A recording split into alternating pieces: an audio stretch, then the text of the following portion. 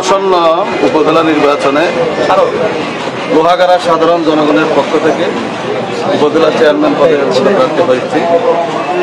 আমার পদপ্রার্থী হওয়ার পিছনে কারণ হচ্ছে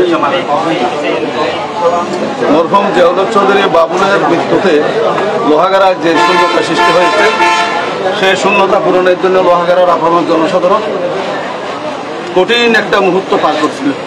ঠিক তেমনি মুহূর্তে আমাদের লোহাগাড়ার যারা সচেতন নাগরিক, তাদের বিশেষ অনুরোধে আমি লোহাগাড়া উপজেলা চেয়ারম্যান পদে প্রার্থী হতে বাধ্য হয়েছি এবং সম্মতি দিয়েছি। আমার উদ্দেশ্য হচ্ছে বিগত 40 বছর লোহাগাড়ার মানুষের পাশেই ছিলাম, লোহাগাড়ার মানুষের সুখে দুঃখে ছিলাম, লোহাগাড়ার মানুষের দুর্দিনে আমি লোহাগাড়ার মানুষকে ফেলে কোথাও যাইনি।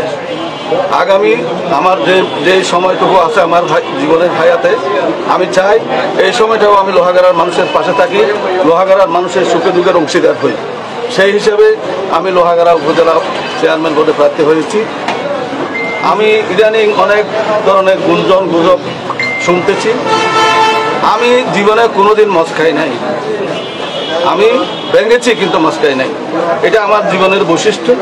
সুতরাং আমি লোহাগাড়ার মানুষের পাশে ছিলাম, আছি এবং ভবিষ্যতেও লোহাগাড়াবাসীর দিকে আমি এই মেসেজ দিতে চাচ্ছি, লোহাগাড়ার আগামীর একটা সুন্দর সুশৃঙ্খল সামাজিক সুবিচার ন্যায় বিচারের একটি লোহাগাড়া আমি দেখতে চাই, আমি লোহাগাড়াবাসীকে উপহার দিতে চাই। এই নির্বাচনে আমি লোহাগাড়ার আমার মানুষের সমর্থন, ভালোবাসা এবং দোয়া কামনা করছি।